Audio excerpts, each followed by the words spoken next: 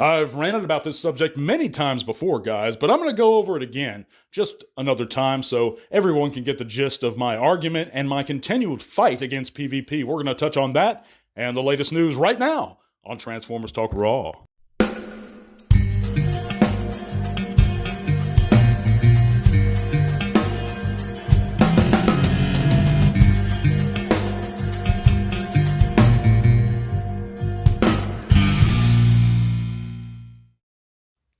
So yeah, we've been down this road many times before, guys. Before I get into it this week, however, I'd like to thank you guys for coming in and listening. I know your work week's long and arduous, and I hope you're having a good week nonetheless. I hope you have a great weekend nonetheless. And I can't tell you guys how much I appreciate you guys coming in here and listening week after week.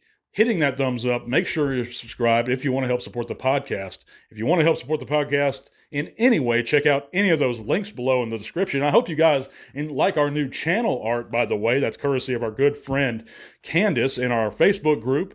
And she works with the legendary Gary Chaulk on her own channel, by the way.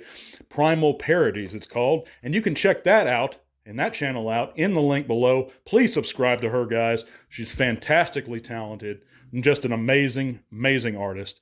But yeah, check out all those links in the description below. You know the spiel, guys.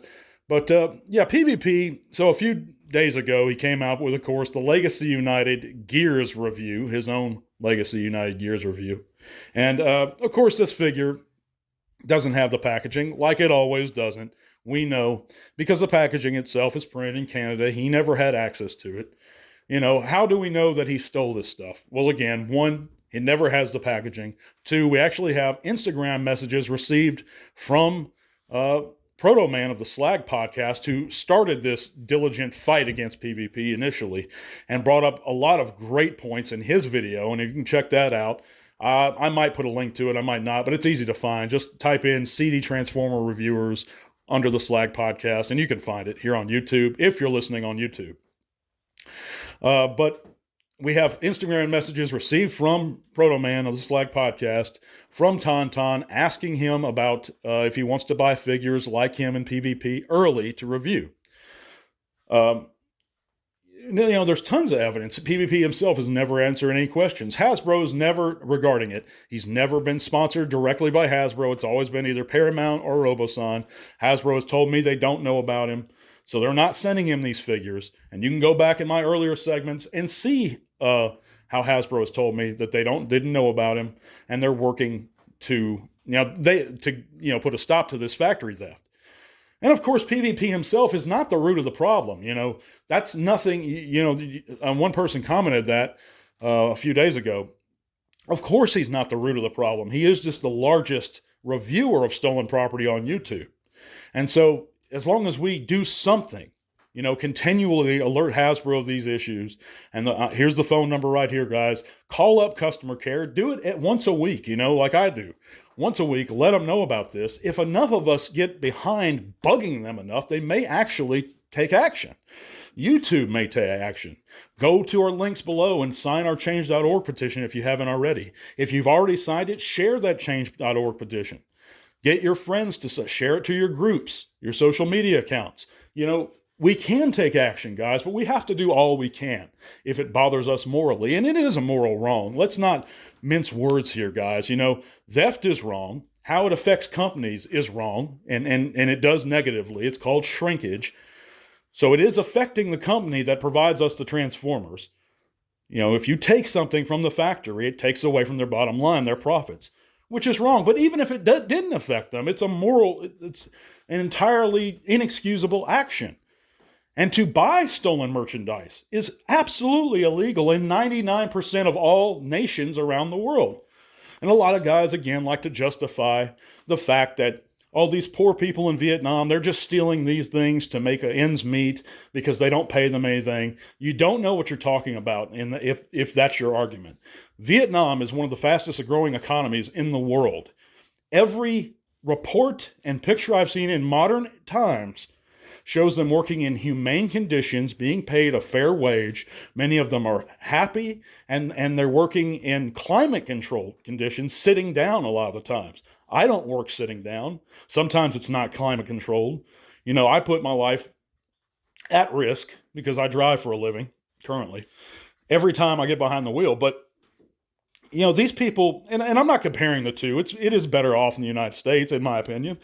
But I'm just saying it's not some third world country that it used to be. It used to be real bad. I'll give you that, guys, in the 80s and stuff. But they've made economical advancements. I've looked at this stuff. If you look at it, or if you're studied in economies at all, it's not hard to figure out that these people are not as poor as we're making them out to be.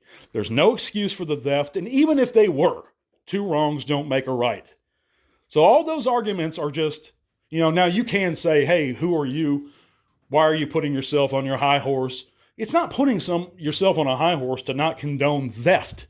But when it hits so close to our hearts in the hobby, we have to eventually get off our asses, stop being complacent, and do something about it. I'm honestly, guys, I'm so tired of this bullshit. I'm so tired of the complacency from these spineless content creators to not speak up.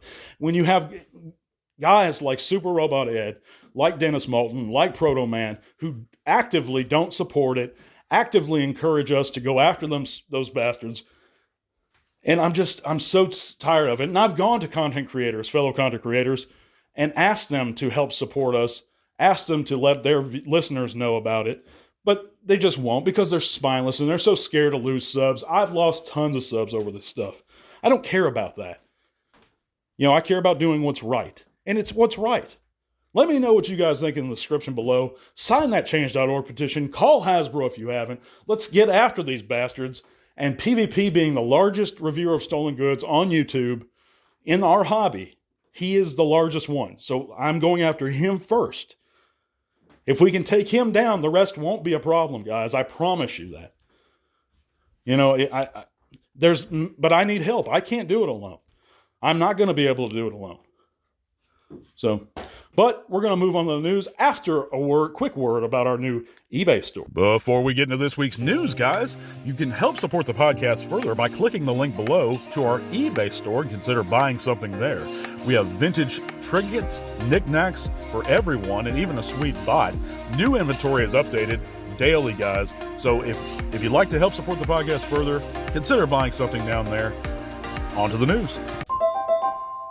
And in this week's news, guys, we have Legacy United Voyager Origins Wheeljack official pics of him, and he looks fantastic, guys. I'm really excited for him. Aside from the, massive kibble on his side of him there, which that was to be expected. But I've never been excited for a Wheeljack like I have this one. This one actually looks phenomenal to me. I'd be happy to put this on a shelf in its alt mode, to be honest with you. But let me know what you guys think in the comments. We also have news that Wave 23's Studio Series 86 Scrap Heap has made its way to U.S. retail, and it's been found in the great state of New Jersey. For any of you lucky dogs up there in New Jersey, enjoy them, guys. We haven't seen him down here in Arkansas yet, but if you're in the States, I'm sure you'll be finding him at your retail location real soon, and I can't wait. He looks phenomenal, and he's an actually screen-accurate movie Junkion, another one to add to the shelf. So, real excited for him. We also have sad news, guys, that longtime Marvel G1 Comics artist Jose Delbo has passed away. And we're going to have a quick moment of silence for Mr. Delbo, a legendary artist, and he's just out of respect for his massive contributions to the Transformers over the years.